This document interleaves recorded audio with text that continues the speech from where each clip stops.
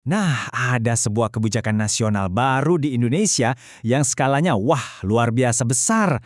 Hari ini kita akan kupas tuntas program tersebut, program makan bergizi gratis untuk anak sekolah. Dan ini tuh bukan cuma soal makanan loh, ini bisa dibilang pertaruhan besar bagi masa depan bangsa kita. Dari sini muncul satu pertanyaan besar.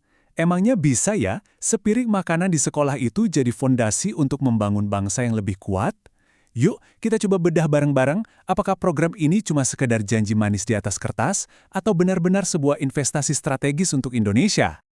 Oke, kita mulai dari yang paling dasar dulu ya. Sebenarnya apa sih inti dari program yang super ambisius ini? Gampangnya gini, ini adalah sebuah kebijakan berskala nasional untuk memastikan setiap anak sekolah di seluruh Indonesia dapat makanan bergizi, gratis, tanpa terkecuali. Targetnya? Jelas banget, generasi muda kita yang kan jadi tulang punggung masa depan negara ini.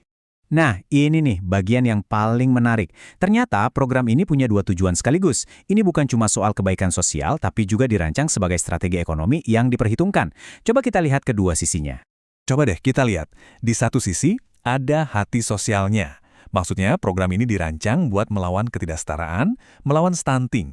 Ini soal keadilan sosial. Tapi di sisi lain, ada otak ekonominya.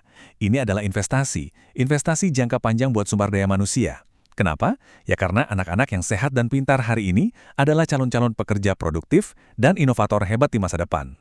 Dan itu baru awalnya aja loh. Kalau dikelola dengan benar, efek dominonya bisa dahsyat. Bayangin, bakal ada permintaan bahan pangan yang masif yang bisa menyerap hasil panen petani dan tangkapan nelayan. Ini juga membuka pintu lebar-lebar buat UMKM lokal untuk ikut serta.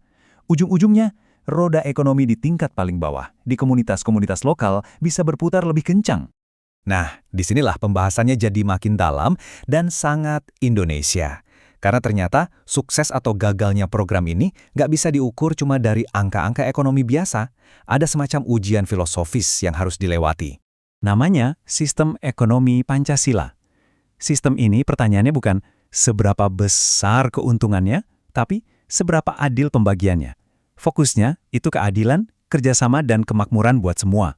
Jadi pertanyaannya bukan lagi sekedar apakah programnya jalan, tapi apakah program ini benar-benar adil dan menyejahterakan semua pihak.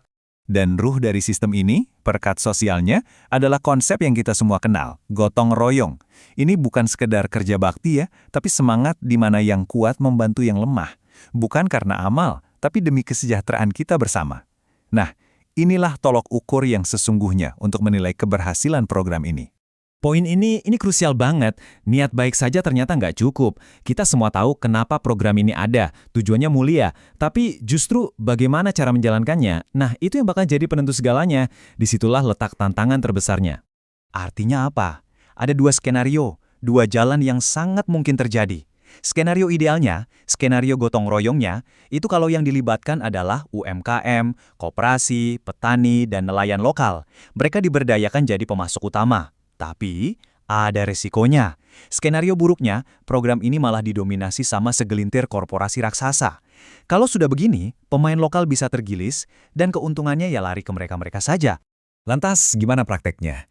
Gimana cara meracik resep yang sebesar ini? Jelas, menjalankan program raksasa ini bukan pekerjaan mudah.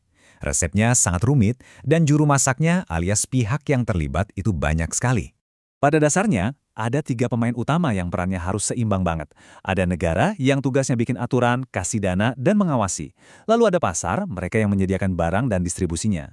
Dan yang terakhir, tentu saja, masyarakat sebagai penerima manfaat sekaligus pengawas jalannya program. Di tabel ini kita bisa lihat petanya lebih jelas. Dari sisi negara, tantangannya adalah anggaran yang super besar dan gimana cara ngawasin biar efektif. Dari sisi pasar, risikonya yaitu tadi, dominasi oleh pemain kakap.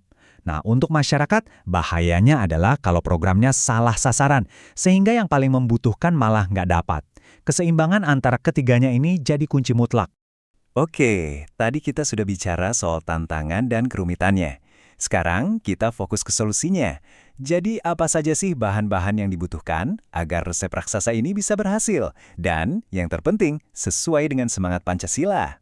Setidaknya ada 5 langkah kunci yang direkomendasikan. Pertama, penargetan harus super akurat, harus sampai ke anak yang paling membutuhkan. Kedua, dan ini penting sekali, libatkan ekonomi lokal. petani, nelayan, UMKM harus jadi prioritas. Ketiga, transparansi anggaran dari hulu ke hilir. Keempat, rantai pasoknya harus terintegrasi dengan sektor pertanian dan perikanan nasional. Dan kelima, harus ada evaluasi berkala untuk terus beradaptasi dan memperbaiki. Inilah ibaratnya cetak biru menuju kesuksesan. Pada akhirnya, semua kembali ke satu piring makan siang itu. Di atasnya, tersaji pertaruhan masa depan sebuah bangsa, sekaligus ujian nyata bagi semangat gotong royong kita. Pertanyaannya bukan lagi apakah ini ide yang bagus, tapi bagaimana kita memastikan resep yang sangat kompleks ini diracik dengan benar. Akankah ini menjadi program yang menyejahterakan bersama, atau sebuah peluang emas yang terlewatkan? Waktu yang akan menjawabnya.